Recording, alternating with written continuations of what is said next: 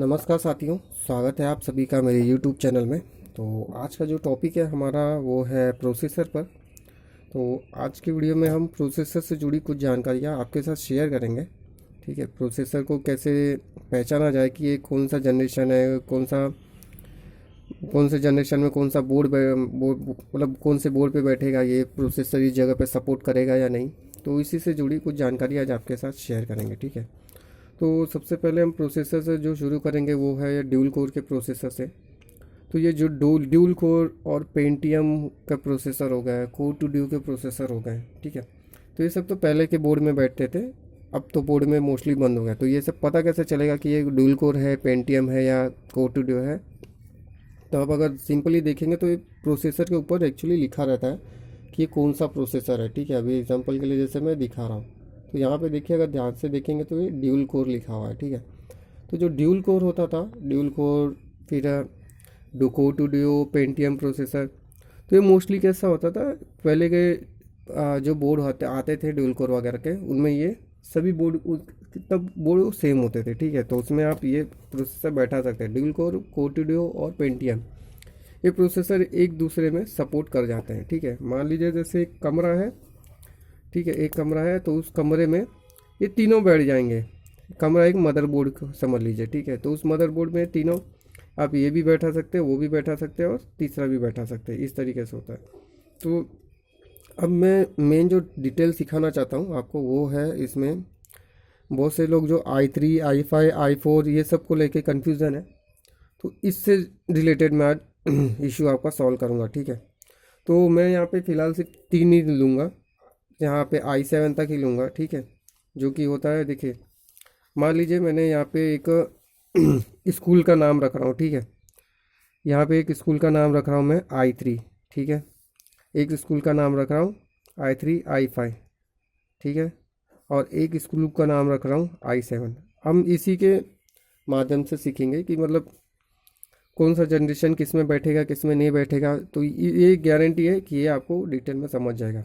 अभी जो latest generation चल रहा है, मतलब 2025 चालू हो गया है, तो लेटेस्ट जनरेशन जो चल रहा है वो चल रहा है वह 13 जनरेशन तक। ठीक है, एक i3 हो गया, तो इस i3 का मान लीजिए जैसे इसने स्कूल चालू किया है, तो इसने पहली से बच्चे से लेके, ठीक है, फर्स्ट क्लास लिखा, मतलब पहली के बच्चे लिखे हैं, तो मैं यहाँ पे फर्स्ट लिख रहा हूँ। ठीक है, पहली के बच्चे हैं, दूसरी के बच्चे हैं, ठीक है, दूसरी के बच्चे हैं, तीसरी के, मतलब सॉरी, फर्स्ट क्लास लिखा है, सेकंड सेकंड क्लास लिखा है, फिर थर्ड हो गया। मतलब जैसे हम स्कूल वगैरह में जाते हैं तो वहाँ पे रहता है ना, पहली के बच्चे, दूसरी के बच्चे, तीसरी के बच्चे, फिर एक चौथी के लिख दिया मैंने, फोर्थ, फिफ्थ। ठीक है, फिफ्थ। तो इसी तरीके से मैं यहाँ पे सिक्स ले रहा हूँ। ठीक है, सिक्स, सेवन। ठीक है, तो मान लीजिए यहाँ पे मैंने एक 7 तक क्लास रखा है। फिलहाल लेटेस्ट में जो चल रहा है वो 13, तो ये 13 जनरेशन तक है।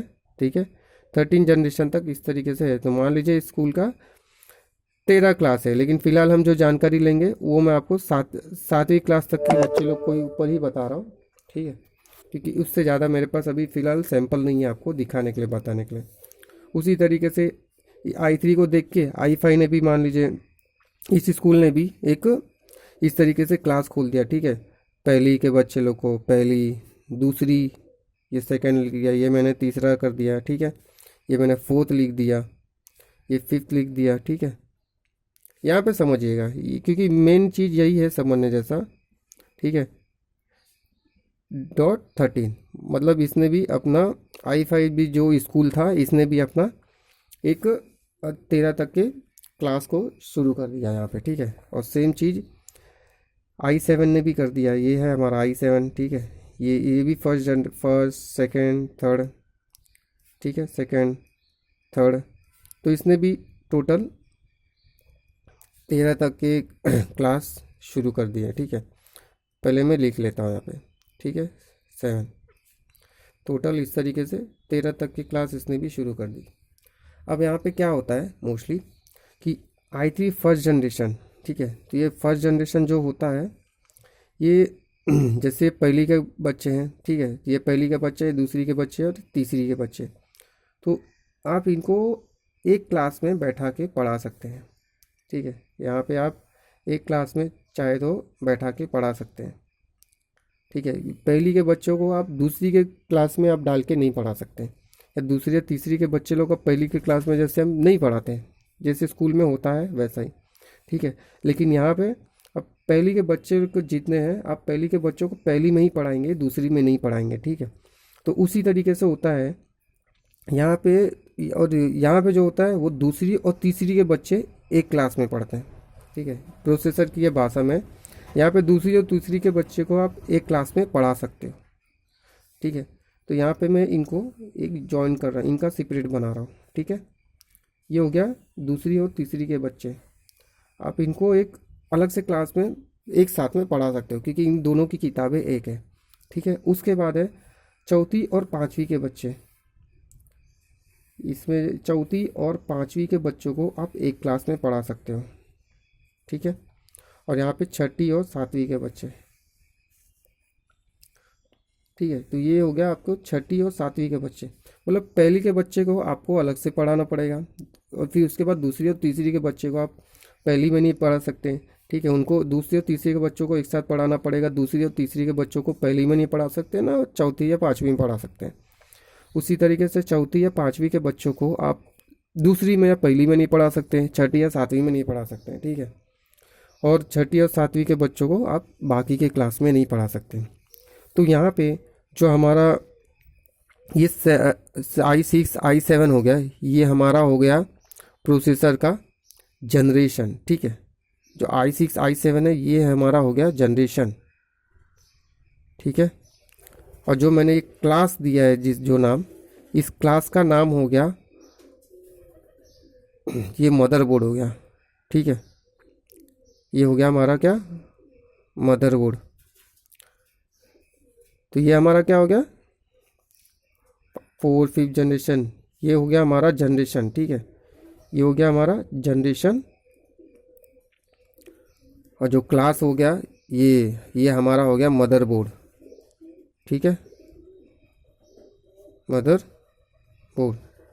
और जो स्कूल का मेन है, मतलब जो स्कूल है, उस स्कूल का नाम है i3 प्रोसेसर। ठीक है, स्कूल का नाम क्या है, प्रोसेसर। ठीक है, यहाँ पे आपको इस तरीके से अच्छे से समझ जाएगा, ये है प्रोसेसर, PROCE। ठीक है, तो हमारे जो i3 i5 और i7 के नाम से जो प्रोसेसर आते, ये प्रोसेसर होते हैं। ठीक है, i3 i5 i7 के नाम से ये प्रोसेसर हो गया। ठीक है, यहाँ तक आपको समझा कि i3 i5 और i7 ये क्या हो गया, ये हमारे प्रोसेसर हो गया। और फर्स्ट क्या हो गया, ये हमारा हो गया जनरेशन हो गया। ठीक है, फर्स्ट हमारा क्या है, ये है जनरेशन। और फर्स्ट जनरेशन का ये क्लास जो हमारा हो गया, ये हो गया मदरबोर्ड। ठीक है, फर्स्ट जनरेशन का मदरबोर्ड अलग आता है, सेकेंड थर्ड जनरेशन का मदरबोर्ड अलग आता है, 4th 5th जनरेशन का मदरबोर्ड अलग आता है, 6th 7th जनरेशन का मदरबोर्ड अलग आता है। ठीक है, तो आपको यहाँ पे ये चीज़ समझना था मेन। ठीक है, तो अब कौन सा प्रोसेसर फर्स्ट जनरेशन का है और कौन सा सेकंड जनरेशन का है, कौन सा थर्ड जनरेशन का है, अब हम वहाँ पे आएंगे। ठीक है, तो पहले आपको उम्मीद है आपको इतना तो समझ गया कि फर्स्ट जनरेशन का यहाँ पे नहीं बैठेगा, सेकंड थर्ड जनरेशन का यहाँ पे नहीं बैठेगा, 4th 5th जनरेशन का यहाँ पे नहीं बैठेगा। इस तरीके से मैंने 6 7 जनरेशन तक आपको बताया क्योंकि मेरे पास इतना सैम्पल यहाँ पर है आपको बताने के लिए, समझाने के लिए। ठीक है, अब हम यहाँ पे आएंगे कि कैसे आपको पता चलेगा कि प्रोसेसर पर फर्स्ट जनरेशन का प्रोसेसर कौन सा है, सेकंड जनरेशन का प्रोसेसर कौन सा है, ठीक है, थर्ड जनरेशन का कौन सा है, 4th 5th जनरेशन का कौन सा है। ठीक है, तो अब हम यहाँ पर आते हैं। सबसे पहले अब एक चीज़ और समझिए। ठीक है, अब इसको समझने के लिए कि कौन से जनरेशन का कौन सा प्रोसेसर, तो 999। ठीक है, 999 के नीचे का जो आंकड़ा आएगा प्रोसेसर में वो होगा फर्स्ट जनरेशन का प्रोसेसर। ठीक है, 999 के नीचे का जो भी आंकड़ा आपको दिखाई देगा वो होगा फर्स्ट जनरेशन। और 999 के ऊपर मतलब 1000 के ऊपर जो आंकड़ा आएगा वो आपको सेकेंड थर्ड फोर्थ जनरेशन से स्टार्ट होगा। अब एग्जांपल के लिए लेते हैं। ठीक है, यहाँ पे फर्स्ट की जगह पे मैंने लिख दिया, ठीक है, ये तो फर्स्ट जनरेशन। अब मैंने ये i3 का लिख दिया, ठीक है। ये हमारे स्कूल का जो मेन हेड है वो कौन है, i3, ठीक है। मैंने यहाँ पे i3 लिख रहा हूँ, ठीक है। ये हमारा एक स्कूल हो गया, ठीक है। अब इसका फर्स्ट जनरेशन, तो फर्स्ट जनरेशन में आपको 999 के नीचे कोई भी पॉइंट लिखा रहेगा, ठीक है। मान लीजिए मैंने यहाँ पे 455 लिख दिया, सॉरी 455 लिख दिया, ठीक है। अगर उसके बाद मैं लेता हूँ i3, ठीक है, i3 200 या 275, ऐसा कुछ भी मैं ले रहा हूँ, ठीक है। i3 200 275, या एक और एग्जांपल ले लूँ मैं i3 175, ठीक है, या i3 789, या मैं लेता हूँ i3, फिर मैं ले लेता हूँ 997, ठीक है, 999 के अंदर, 999 के अंदर जितने भी ये आंकड़े आएंगे, ठीक है, इस तरीके से 3 नंबर लिखे रहेंगे, ठीक है। 4 नंबर नहीं रहेगा यहाँ पे, सिर्फ 3 नंबर रहेगा, तो वो कहलाएंगे फर्स्ट जनरेशन के प्रोसेसर, ठीक है। ये कहलाएंगे क्या, फर्स्ट जनरेशन के प्रोसेसर। अब एग्जांपल मैं आपको दिखा रहा हूँ, ठीक है। मेरा एग्जांपल के लिए कहाँ गया, नहीं, हाँ, यहाँ पे है, ये देखिए। अभी एग्जांपल के लिए देखिए, यहाँ पे मैं एक प्रोसेसर दिखा रहा हूँ, ठीक है। रुक जा भाई। अभी यहाँ पे देखिए, अगर ध्यान से देखेंगे तो i3 546, ये थोड़ा सा एक दाग है जो नहीं जा रहा है, i3 546 लिखा है यहाँ पे, ठीक है। तो यहाँ पे अगर 546 के बदले दूसरा कोई भी लिखा है, जैसे i3 546, सिर्फ 3 नंबर दिख रहा है, अगर ध्यान से देखेंगे तो सिर्फ 3 नंबर दिख रहा है, ठीक है, सिर्फ 3 नंबर। तो इसका मतलब क्या है कि ये फर्स्ट जनरेशन का प्रोसेसर है, ठीक है। और मतलब 997 के नीचे अगर कोई भी यहाँ पे i3 3 डिजिट में कोई भी अंक होता है, तो ये यहाँ पे होता था फर्स्ट जनरेशन का प्रोसेसर, ठीक है। ये तो हमारा हो गया फर्स्ट जनरेशन। अब हम सेकेंड जनरेशन और सेकेंड जनरेशन को पहचानते हैं कि अगर आपका मदरबोर्ड सेकेंड जनरेशन में है तो कैसे पता चलेगा। तो अभी मान लीजिए मैं i3, यहाँ पे मैंने क्या बोला कि 1000 के ऊपर जो भी रहेगा वो नेक्स्ट जनरेशन का रहेगा, ठीक है। तो अब मान लीजिए मैं यहाँ पे ले रहा हूँ, मतलब 1000 के ऊपर मतलब रहेगा, जैसे मैं 2000 लिख रहा हूँ, 2000 से लेके 2999, सॉरी थोड़ा ब्लर हो गया, ठीक है।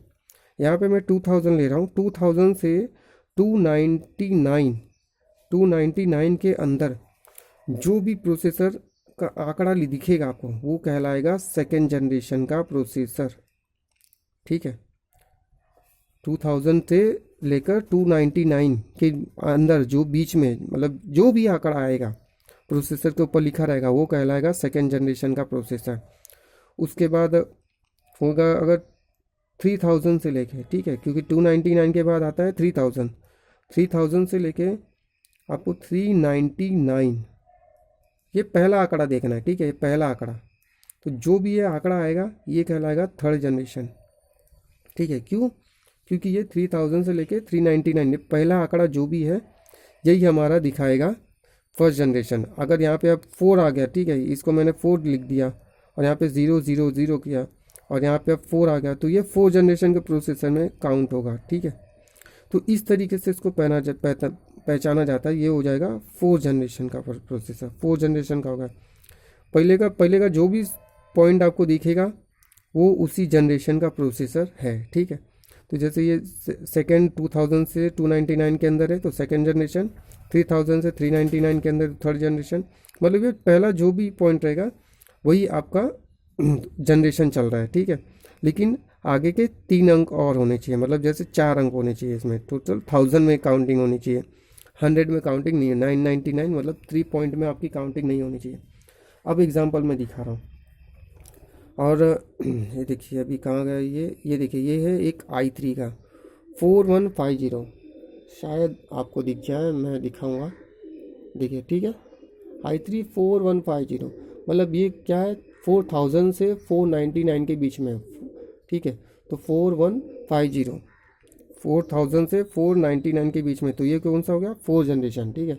यहाँ पे 4 जनरेशन है i3, मतलब ये हो गया i3 4 जनरेशन, यहाँ पे लिखा है i3। अगर यहाँ पे मान लीजिए i5 होता या i6 होता या i7 होता तो ये i7 4 generation, i7 first generation. तो इसी तरीके से i7 फर्स्ट जनरेशन होता है, i5 फर्स्ट जनरेशन होता है, ठीक है, i3 फर्स्ट जनरेशन होता है। और मैंने जैसे कि बताया तो अब जैसे 4 जनरेशन का है तो 4 जनरेशन का मदरबोर्ड एक ही आता है, i5 4 जनरेशन का बोर्ड अलग से नहीं आता है, ठीक है। जैसे मैं यहाँ पे समझा चुका हूँ कि ये चारों मतलब ये एक ही हैं, बस इनके मदरबोर्ड, सॉरी मतलब मदरबोर्ड इनका जो है वो एक ही है, बस प्रोसेसर की ये नाम अलग अलग है, मतलब स्कूल के नाम अलग अलग है। बाकी वो भी चौथी में पढ़ता है, ये भी चौथी में पढ़ता है, ये भी पाँचवीं में, तो इसी तरीके से, ठीक है। ये i3 4150 हो गया, यहाँ पे i5 4150 हो गया, या i7 4150 हो गया, तभी भी ये एक ही मदरबोर्ड में बैठेगा, ठीक है। यहाँ तक समझ गया आपको।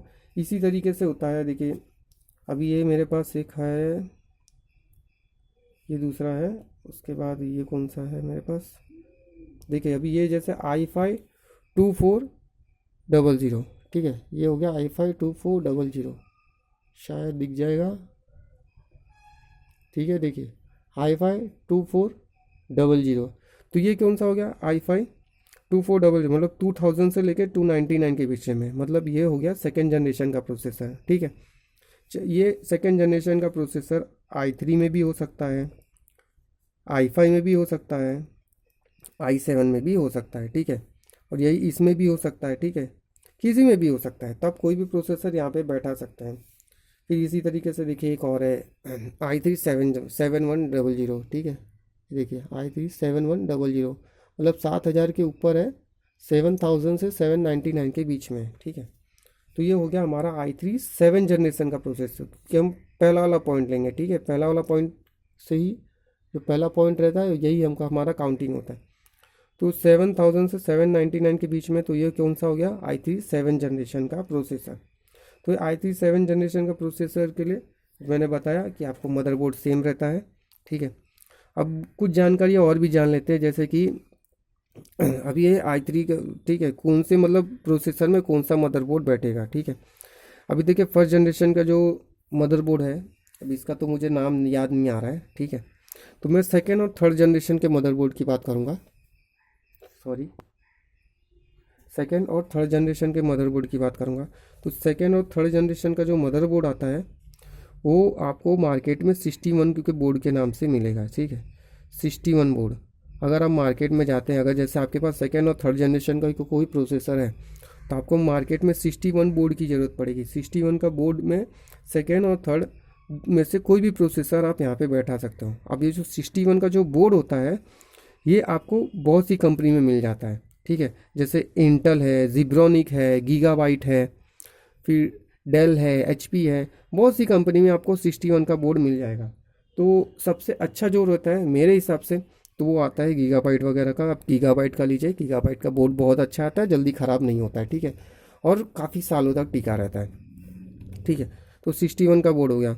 अब उसी तरीके से हो गया ये 4 जनरेशन का, ठीक है, मतलब 4 और 5th जनरेशन का मदरबोर्ड। एक मिनट रुक जाना, रुकना होगा मुझे, ठीक है। तो अभी मान लीजिए अब हम यहाँ पे 4 और 5th जनरेशन का एक जो मदरबोर्ड आता है वो आता है मार्केट में 81 के नाम से, 81 का बोर्ड, ठीक है।